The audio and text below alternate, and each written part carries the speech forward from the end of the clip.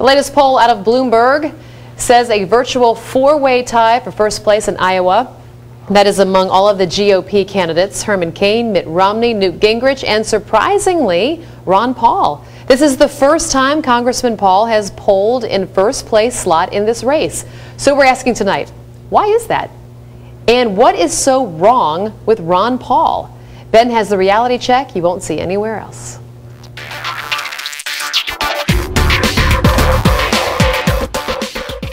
Texas Congressman Ron Paul is the political force that nobody's talking about. Tonight I take a look at 3 areas where the media claims that Representative Paul is too radical to get the Republican nomination.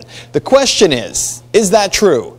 Let's begin with his view on the role of the federal government. Paul was a strict constitutionalist. He wants to drastically cut back the size and the power of the federal government. As part of his plan to restore America, he would eliminate 5 cabinet agencies: HUD, the Department of Energy, Commerce, Interior, and Education. That plan would also abolish the Transportation Security Administration and return airport security to the airports.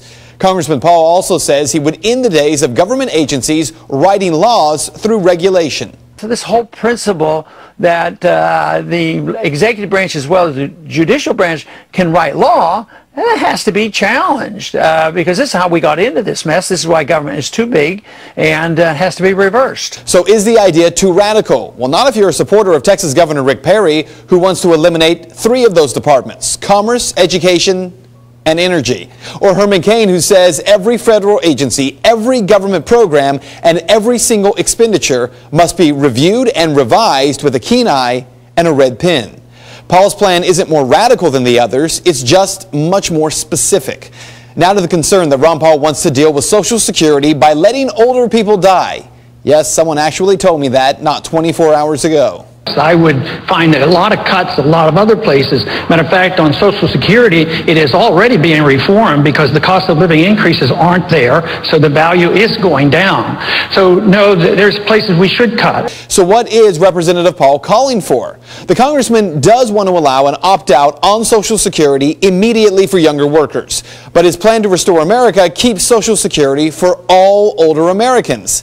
Money used from the end of the wars in Iraq and Afghanistan would be used to shore up the program, as well as money that will be saved from the elimination of those 5 federal programs.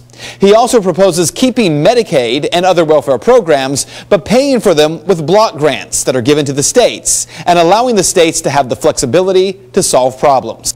Now, there's also the concern that Ron Paul is an isolationist, anti-military, and weak on defense. So I would say there's a lot of room to cut on the military, but not on the defense. You can slash the military spending.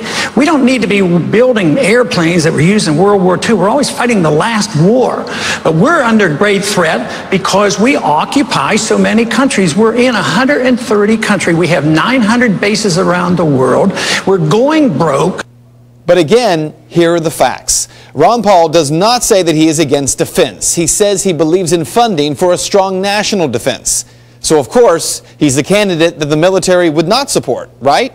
Well, according to USA Today and PolitiFact, Ron Paul has received, get this, more campaign contributions from people who work for the military than either President Obama, and almost 3 times as much as all the other Republican presidential candidates combined. So here's what you need to know. This is not an endorsement of Ron Paul for president. Those of you who don't support him have your reasons, and you're entitled to them. But this is an endorsement for fair coverage, and there is no question the congressman isn't getting it. Consider the fact that during Saturday's CBS debate in South Carolina, 7 minutes and 45 seconds worth of time was allotted to Rick Perry. 5 minutes and 45 seconds worth of time to Rick Santorum, who was polling at nearly the last place among presidential contenders. In comparison, Ron Paul got a whopping 89 seconds worth of time. Does that seem like fair coverage? And that is Reality Check. If you'd like to make your voice heard on this story, you can do so by simply commenting on Ben's Facebook page. All you have to do is search him, Ben Swann, WXIX.